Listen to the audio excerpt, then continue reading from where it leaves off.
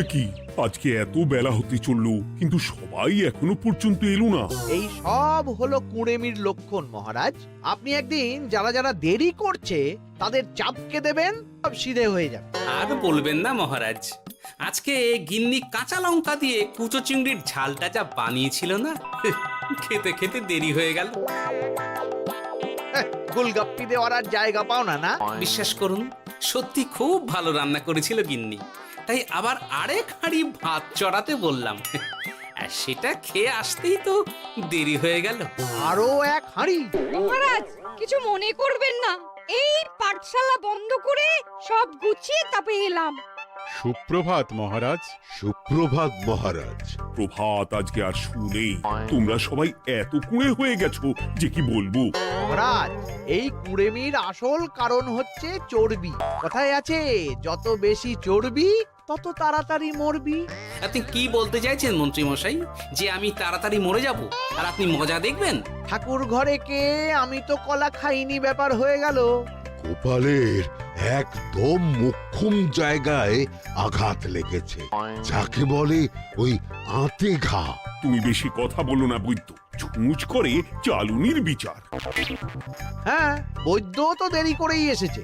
আমার মনে হয় প্রত্যেককে এমন ভাবে প্রশিক্ষণ দেওয়া দরকার যাতে তারা একটু চনমনে হয়ে ওঠে। হ্যাঁ মহারাজ, তাহলে আগামীকাল থেকেই শুরু হোক ব্যায়াম আর অস্ত্র শিক্ষা। হ্যাঁ, কুঁড়ে থাকলে রাজ্যের কোনো বিপদ আপদেই সভাসদেরা কাজে আসবে না। ঠিক বলেছেন মহারাজ। তাহলে আর দেরি কেন, চলো সবাই এখনই আমরা মাঠে যাই। এই তো মহারাজ ভরপেট খেয়ে এলাম, এখনই মাঠে? ওসব অজুহাত দিয়ে লাভ নেই, চলো চলো চলো।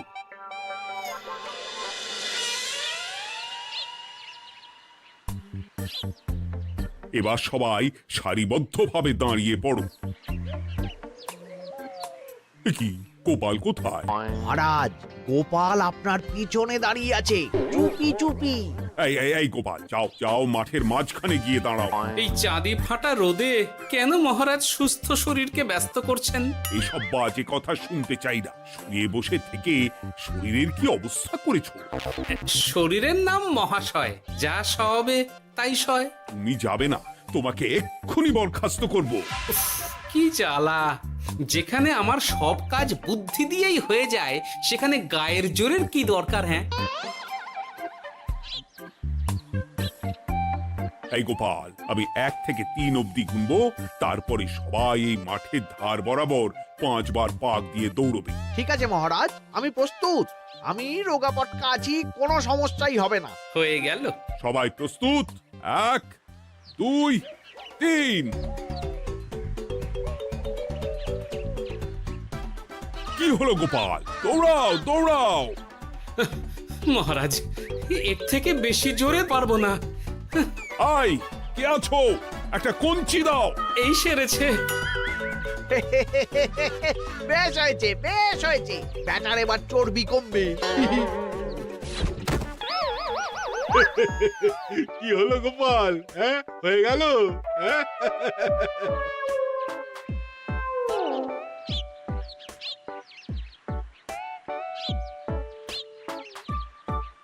এই গুলটে, উঠি, আমাদের দাদু উল্টে গেছে।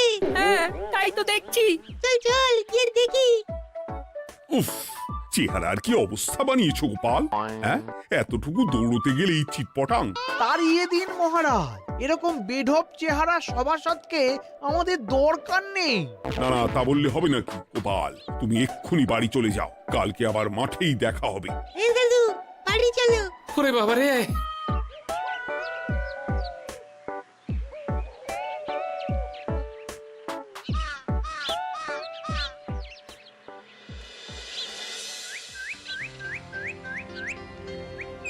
আরে ধুর ছাতার মাথা, তখন থেকে জল খেয়েই চলেছ।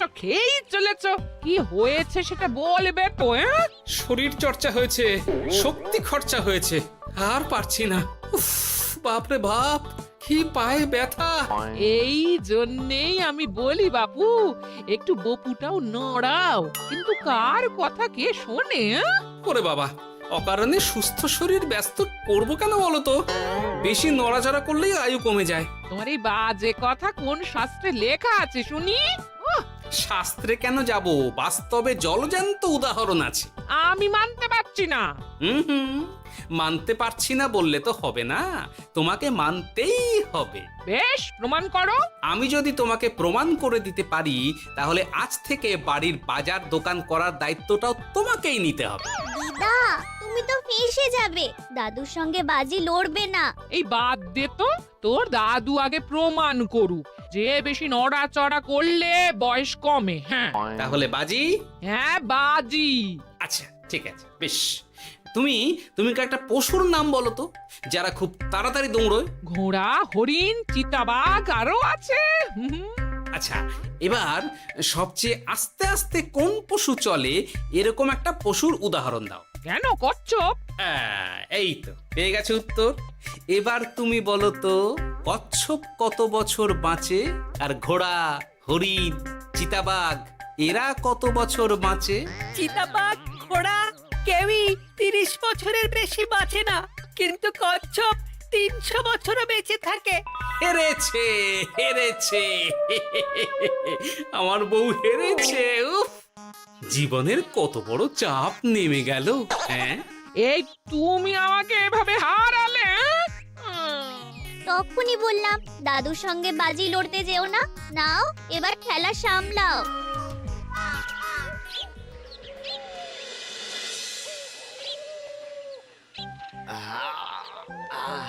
আরো ভালো করে মালিশ কর। আজকে ছোটাছুটি করে পা দুটো বেশ ব্যথা ব্যথা করছে। কালকে তো আবার অন্য পরীক্ষা। আরে আমার হালকা চেহারা আছে, সব সামলে নেব। কালকে তো অস্ত্র চালনা হবে, কালকে আমি কাঁপিয়ে দেব। কাঁপাতে তো হবেই মন্ত্রী মশাই। আমরা আপনার শরীরে এমন ঘষা মাজা করে দেব না, মনে হবে আপনি না একটা জলযন্ত্র অস্ত্র চালনা করতে যাচ্ছে। বাস এই তো চাই। বাবারি, আস্তে আস্তে। আরে বাবা, আপনার তো ইস্পাতের শরীর, ভাঙবে তবু মচকাবে না। চিন্তা করছেন কেন? ভয় পাবেন না, ভয়কে জয় করতে হবে। আরে আরে আরে, তোরা আমার কথাটার সাথে করছিসটা কি? মানুষটা মরে যাবে তো। চিন্তা করো না গিন্নি। বাবা, ওরা বলেছে আমার ইস্পাতের শরীর, ভাঙবে তবু মচকাবে না। একবার এই বুড়ো বয়সে হাত পা ভাঙলে কি সামলাবে শুনি? মন্ত্রী মশাই, আমাদের বকশিসটা দিয়ে দিন, আমরা কেটে পড়ি। বাবারে বাবা, দিচ্ছি, এনে। এত খাটানোর পরে এতেই এখন খুশি থাক। হ্যাঁ,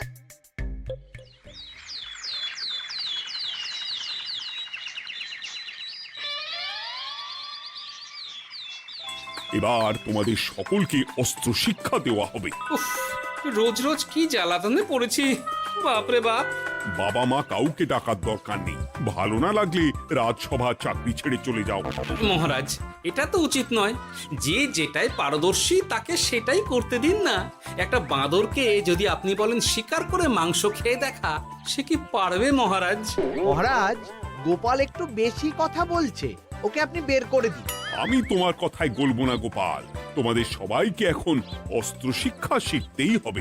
কর্তার ইচ্ছায় কর্ম, এখন তো আমার আর কিছুই বলার নেই। তাহলে আর দেরি কেন, তোমরা সবাই একটা করে ঢাল আর একটা করে তলোয়ার তুলে নাও। সেনাপতি, বলুন মহারাজ। তুমি সকলকে অস্ত্র শিক্ষা দেবে, তলোয়ার চালানো শেখাবে। এক এক করে প্রত্যেকে তোমার কাছে যাবে আর এক এক করে তুমি সবাইকে তলোয়ার চালানো শেখাবে। আচ্ছা মহারাজ, তাহলে ওই সবার প্রথমে চলে আসুন মন্ত্রী মশাই। হ্যাঁ, আমি প্রস্তুত। আমার শরীর ইস্পাতের মতো, ভাঙবো তবু মচকাবো না।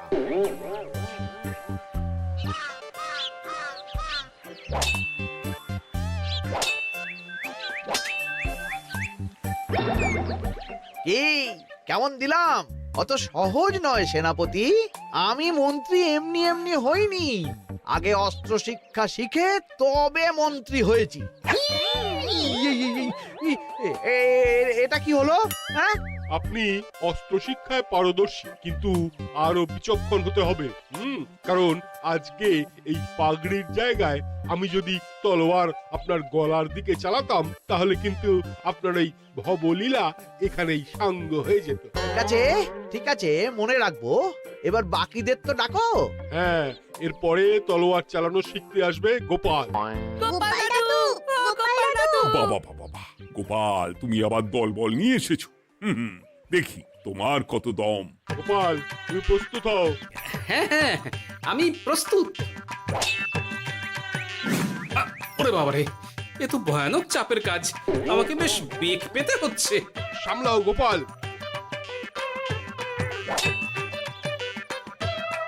না, আমাকে অন্য রাস্তা দেখতে হবে। সেনাপতি, মহারাজের দিব্যি, তুমি আমার দিকে তলোয়ার ঢাল বাড়াবে না। এই এটা কি হলো? সত্যি তো, এটা কি হলো? গেল গেল গেল গেল গেল গেল গেল, দুটিটা খুলে গেল গো। দেব নাকি এবার কুচ করে কেটে? জিতে গেছি, জিতে গেছি। এটা কি হলো? শত্রুপক্ষ কখনো কারো দিব্যি শুনবে না। আর সেনাপতি, তুমি কি ওখানে দাঁড়িয়ে দাঁড়িয়ে মজা দেখছো? আমি কি করব মহারাজ, গোপাল যে আপনার দিব্যি দিয়ে দিল। গোপাল বেটা খুব চালাক। তাহলে এখন উপায়? ওসব গোপাল তোমাকে বোকা বানাবার জন্য করেছে। তুমি ধুতি ঠিক করে আবার লড়াই চালিয়ে যাও। যথাজ্ঞা মহারাজ।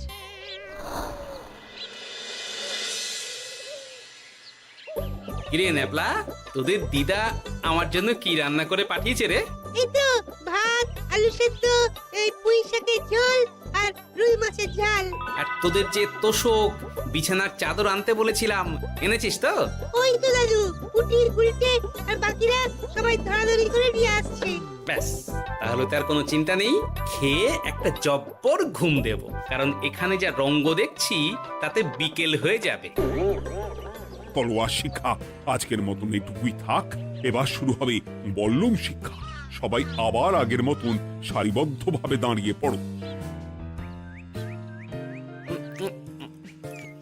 আহ, তোদের দিদা ওই সবটা কিন্তু বেশ জব্বর বানিয়েছে। তোদের দিদার হাতের রান্নার কোনো তুলনাই নেই। আহা, কি স্বাদ! এ কি, গোপাল আবার কোথায় গেল? এই তো মহারাজ, আমি এখানে ওই পুঁয়ের ঝোল আর রুইয়ের ছাল দিয়ে ভাত খাচ্ছি। এসব কি মাঠের মধ্যে খাওয়া? আরে শরীরটাকে তো রাখতে হবে। তাড়াতাড়ি খেয়ে এইদিকে এসো। আসছি আসছি আসছি। এবার আমি তোমাদের দেখাবো কিভাবে বল্লম নিয়ে তেড়ে যেতে হয়। দেখান মহারাজ।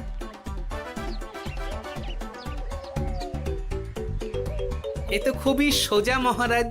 ঠিক আছে, তাহলে বল্লম নিয়ে তেড়ে যাও দেখি। দিন, আপনার হাতের বল্লমটাই দিন।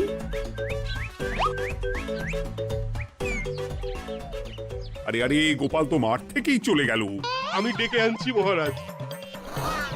আরে আরে, ও গোপাল, গোপাল, মহারাজ ডাকছেন। থামো থামো।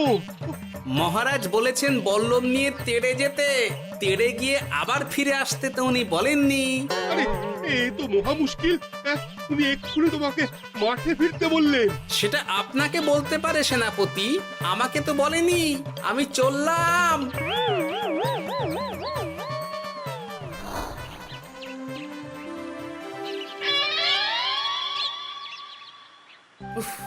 বাবা রে বাবা, কি ঝক্কি!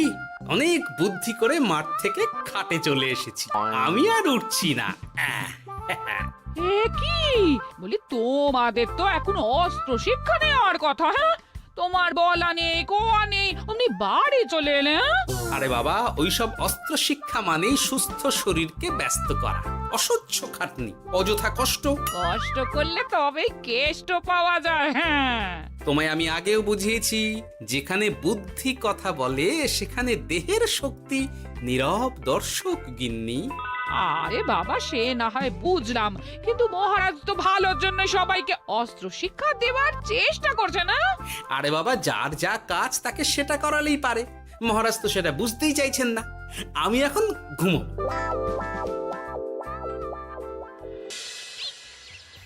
দরজা খোলো গোপাল, দরজা খোলো। গোপাল, গোপাল দরজা খোলো বলছি। ব্যাস হয়ে গেল, একটু শান্তিতে ঘুমাবো তার জো নেই। দরজা খোলো গোপাল। বলুন মহারাজ। তুমি কি পেয়েছোটা কি গোপাল? রাজসভায় দেরি করে আসবে, তারপর অস্ত্র শিক্ষার সময় ফাঁকিবাজি দেবে, এভাবে তো আর তোমাকে মনে হচ্ছে রাজসভায় রাখা যাবে না। মহারাজ, গোপাল তো মুখের কথার লোক নয়, ওকে তাড়িয়ে দিই। কেন মহারাজ? আমি কি এমন মহাপাপ করেছি যে আমাকে তাড়িয়ে দেবেন? এই যে আমার কথা শুনছো না, এটাই তোমার অপরাধ। অপরাধ নেবেন না মহারাজ। পণ্ডিতের দায়িত্ব পুজো করা, সভাকবির দায়িত্ব কবিতা বলা, সাহিত্য চর্চা করা, আর আমার দায়িত্ব হাসি মজা করে আপনার মন ভালো রাখা। কিন্তু আপনি আমাকে জোর করে যুদ্ধের ময়দানে ঠেলে দিতে চাইছেন। এটা আমার ইচ্ছে।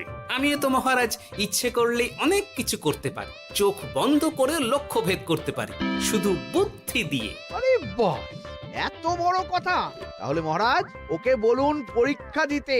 কি পরীক্ষা? আমি একটা ঘরে বর্ম পরে দাঁড়িয়ে থাকবো, তোমার হাতে অস্ত্র দেব, আমার মাথায় একটা আপেল থাকতে হবে, আর তুমি কিভাবে আমার মাথা থেকে ওই আপেল ফেলতে পারো দেখবো। এ তো খুবই সোজা। কি গোপাল, তাহলে লড়বে নাকি বাজি? হ্যাঁ, লড়তে রাজি আছি। তাহলে আজ রাতেই হয়ে যাক পরীক্ষা। যদি এই পরীক্ষায় উতরে গেলে তো ভালো, নইলে তোমার চাকরিটা গেল। গোপাল, তুমি পারবে তো? সে দেখাই যাবে। আজ রাতে তাহলে রাজবাড়িতে দেখা হচ্ছে। যদি আমি এই পরীক্ষায় বিফল হই, তাহলে আমার চাকরি আপনি কেড়ে নেবেন, আর যদি সফল হই তাহলে মন্ত্রী মশাইকে শাস্তি দেবেন। আমি নিজে সারা কৃষ্ণনগরে নাক্ষত দেব। বেশ, দেখা যাক।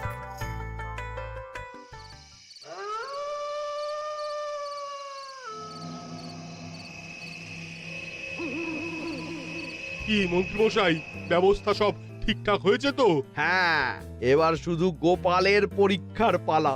আমি তাহলে বাইরে গেলাম, গোপালকে পাঠিয়ে দিচ্ছি।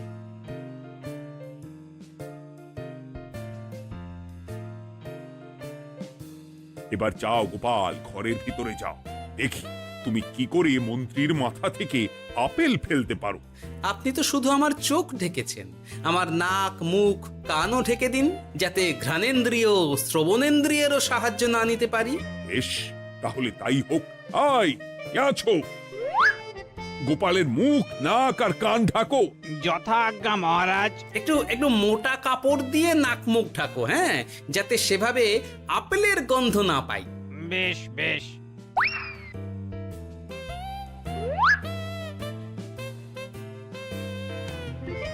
যাও গোপাল। গোপাল, এবার তোমার চাকরি গেল। এবার তুমি কি করবে? কি করবে? দৌড় ঝাঁপে ফাঁকিবাজি? হ্যাঁ?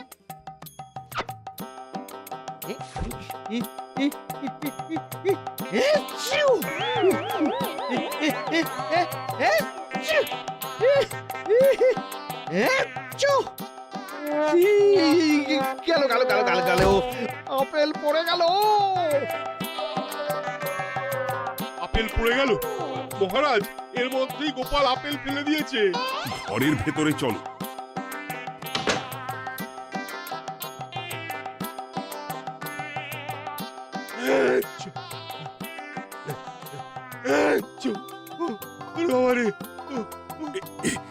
কি ওরে বাবারে বাবা, কি ঝাঁজ! ওরে বাবারে বাবা। কি মহারাজ, দেখলেন তো গোপালের চমক? অস্ত্র ছাড়াই আপেল ফেলে দিলাম। কি, এটা তো তুমি নীতি বিরুদ্ধ কাজ করেছো। সারা ঘরে নস্যি ছড়িয়ে দিয়েছো। মহারাজ, হাত থেকে আপেল পড়ে গেছে। এবার সারা কৃষ্ণনগরে নাক্ষত দিতে হবে। সত্যি সত্যি গোপাল, বুদ্ধি তো তোমার জুড়ি মেলা আভার। আমার নাম গোপাল ভাঁড়। একটা কথা মনে রাখবেন, কেউটে সাপের লেজে পা দেবেন না, আর গোপালের কাজে বাধা দেবেন না। যে কাজ বুদ্ধি দিয়ে করা যায় তার কাছে শক্তি ছোট্ট শিশু মাত্র। সত্যি গোপাল, আজ তুমি সেটাই প্রমাণ করে দিলে।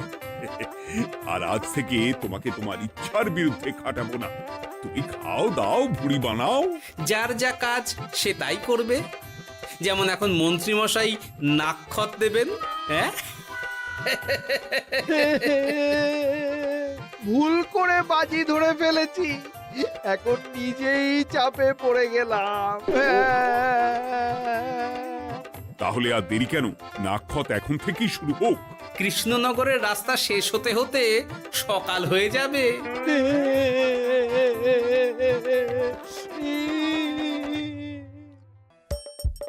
হাসির রাজা, জ্ঞানের রাজা, রসিক রাজা।